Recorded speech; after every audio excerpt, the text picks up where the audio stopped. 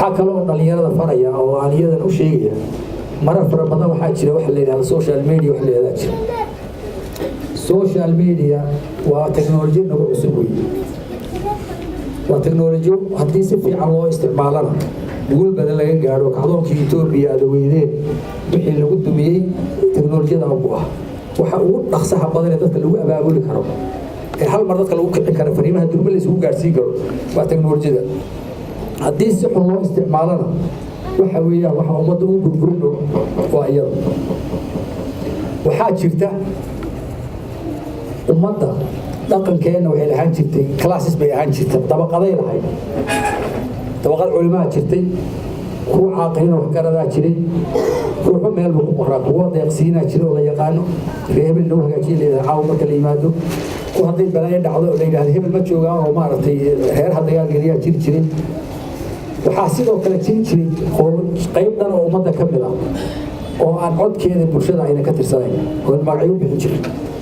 وجودمو وكان كذا ضد والوالن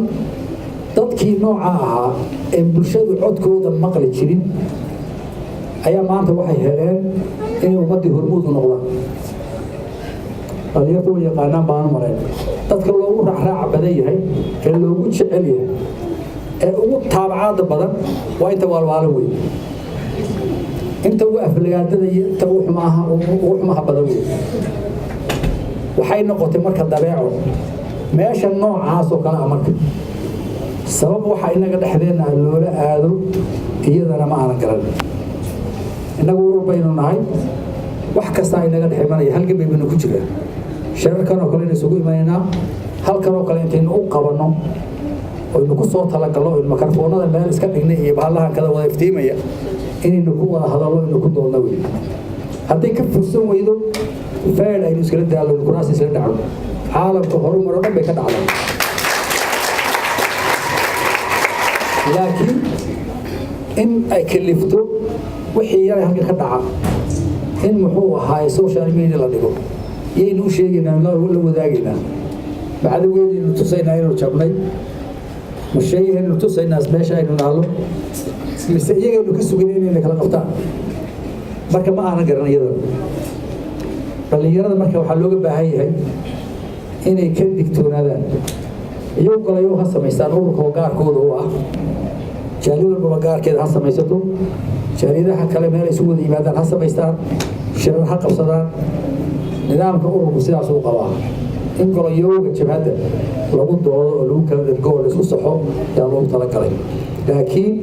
waxay ka mid tahay waxyaabaha ku tumashada xeerka marar fara badan waxaad arkaysaa nin walba soo wuxuu leeyahay xeerka lagu tuntay kala la sameeynaya oo yaa ku tumanin xogta waa sir ururi kolka soo dhigto oo public Soomaali iyo gaal iyo Islaam baa ay daawanayaan cadawgeeni daawanaya kolka soo dhigto oo tiraajaalida sharafeen bay iska daash hebel baa tuuga kolka soo dhigto sirtii ururka bixisay khiyaabo qaran baad gashay cid ka dambi weyni ma jirto marka hawsha ayadana laga digtoonaado waa arrin aad khatar u ah waxa weeyaan haddii aad wanaag diidayso marar fara badan waxaa laga yaabaa inaad isleedahay ninka saaxiibka aad kala fikir duwanaateen aad ka raysid oo maaragtay xumihiisa bannaanka soo dhig haddaad qofkii jiraayafeed intaa lee gaarsiisay oo halkaa gaarsiisay berri ka soo qaad haddii la heshiiye ka waran si aad wada shaqaynaysaa si aad ugu horumarinaysaa markaa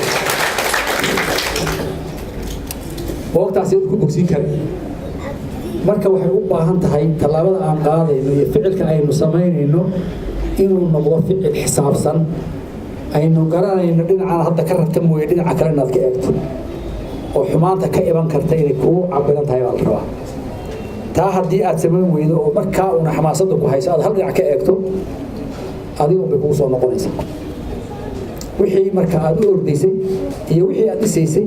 iyo ururkii aad difaacaysay ee markaa suuqa ninka hadla boqorada madax kaga dhufanaysa adigu ma burburinay